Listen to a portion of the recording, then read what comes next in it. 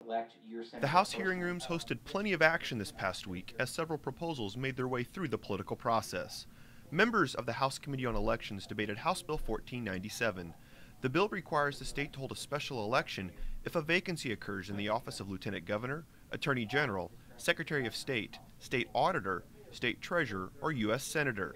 The sponsor of the legislation believes his bill is about making sure the people have the power. The people ultimately should always decide who represents them first at the beginning and at the end if there's a vacancy. Following the hearing, the committee did not take any further action on the bill.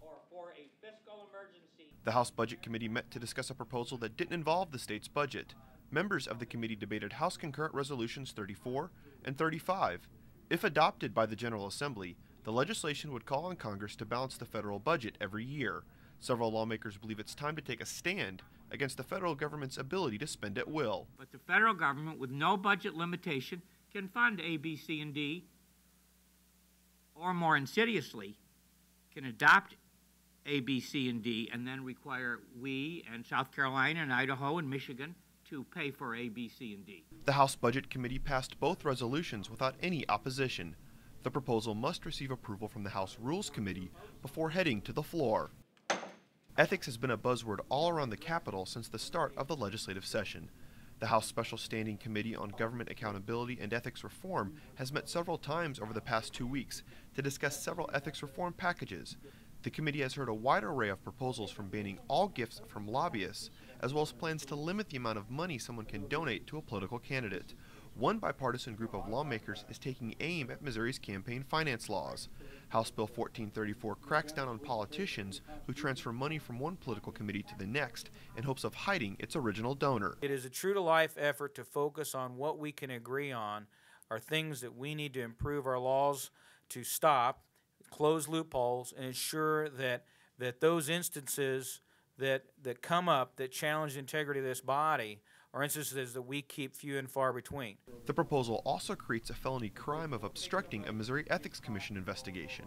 In addition, the proposal requires political consultants to register with the state, creating a de facto lobbyist category, eliminating any gray area between the two. In the eyes of one lawmaker, this bill is priority number one. I know that this is looked at as an issue. To me, this is the issue for one reason. This affects how everything else is done in this body. Following the hearing, the committee did not take any further action on the matter. The committee wants to hear all ethics proposals before making a decision regarding any legislation. Rounding out the week, lawmakers overwhelmingly approved House Concurrent Resolution 7, disapproving the State Tax Commission's recommendation to raise property taxes on certain farmers. The sponsor of the resolution believes farmers can't handle a tax increase in a bad economy. Everyone knows how bad the economy has been, and ag is no exception.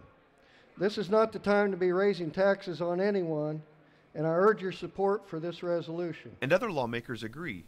Now is not the time to tax Missouri's top industry. We have a $12 billion industry in agriculture, the biggest industry in the state of Missouri.